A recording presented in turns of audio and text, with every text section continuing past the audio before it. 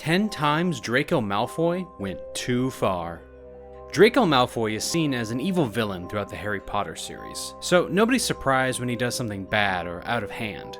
However, saying this, there have been times when Draco has taken things a little too far. So that's why in today's video, we're going to be going over 10 times that Draco Malfoy went too far. Please, make sure to leave a like and subscribe if you do enjoy, because if you do, you could get a shout out in a future video. But, with that being said, let's get into it. Thank you. There are not many 11-year-olds that would randomly go up to another child during an awkward moment and start up a conversation, are there? Well, Draco Malfoy is definitely one of those children that would do just that. And he definitely did do this in Harry Potter and the Philosopher's Stone. During the conversation that Draco had with Harry, he didn't introduce himself once, or even ask Harry what his name was. He instead started to talk about himself and how good he was at flying. His ego really was huge, even at the age of 11.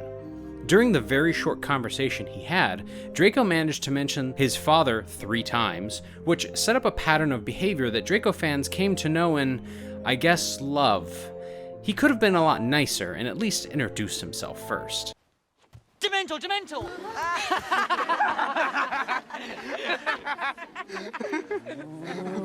We already know that Draco considers himself to be superior over everybody, especially when it comes to flying on a broom.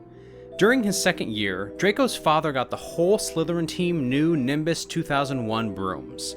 And, of course, Draco had to brag about it. To be honest though, karma came right at him, because Slytherin lost their match against Gryffindor anyways. Because Draco wasn't paying attention. You should never boast about things that you have, because it doesn't mean that you're better, Draco.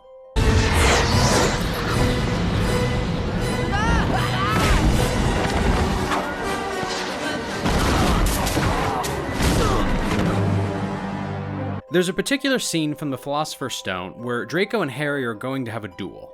It's all part of Professor Lockhart's lesson, but it doesn't go to plan. Draco, being Draco, doesn't listen to instructions and decides to attack early. He really did go too far with this one because he could have ended up hurting somebody really bad.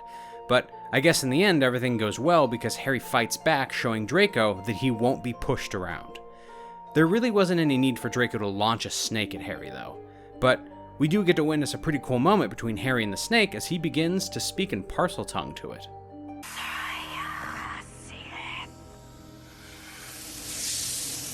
Yet again, we have another instance where Draco feels he is the best and can do anything without being taught how to do things first. Seriously, when will he learn that he isn't the best at everything? We all know the scene where Hagrid is showing Buckbeak to his students, teaching them how to be around him, etc. Harry does really well and even rides on his back, giving us an amazing scene. But of course, Draco thinks that he can do better and decides to rush in towards Buckbeak, trying to prove a point that he's better than Harry. All he ends up doing though is spooking the poor creature and getting hurt because Buckbeak attacks him. But it was only his own fault because he wasn't listening to instructions. He was letting his big ego take over like he usually does. He really should have just listened to those instructions. Oh, you're gonna regret this. Class dismissed.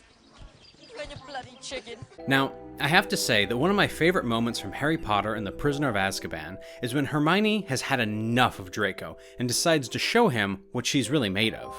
Hermione had been putting up with a lot from Draco over the years because he taunted her and made fun of her for being a mudblood, and she slapped Malfoy right across the face. Let's go! Quick! Run! Not a word to anyone, understood? That felt good. During the 4th year at Hogwarts, Draco tries to jinx Harry from behind, but Professor Moody turned him into a ferret. It was quite brilliant because Draco was given a bit of his own medicine.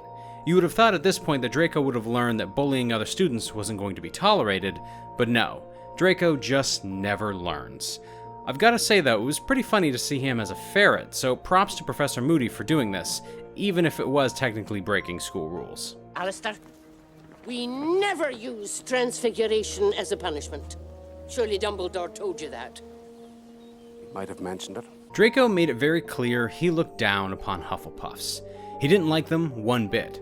So, during the Triwizard Tournament, the only reason why he supported Cedric Diggory was because he hated Harry so much. The Potter Stinks badges were an iconic Draco move. Firstly, because he really was the sort of person who thought badges were some kind of epic burn, but secondly, because there was a possibility that Draco sat in his dorm room, in his free time, carefully making loads of these magical badges. Can you actually imagine him sitting on his bed, drawing the name of his worst enemy over and over again? It's quite funny to think about, but he definitely shouldn't have done it, and he did go too far. Treat, Potter. Oh, you stink, Potter. Being a Death Eater proves your loyalty to Lord Voldemort. So, when Draco finally became one, this was one of those moments where he definitely went too far. But with the weird logic from the Harry Potter universe, Malfoy was allowed to walk free, and nothing ever happened to him.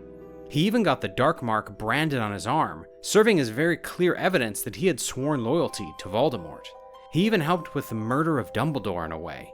Even though he didn't outright kill him, it was him that set up the whole thing because he became a Death Eater.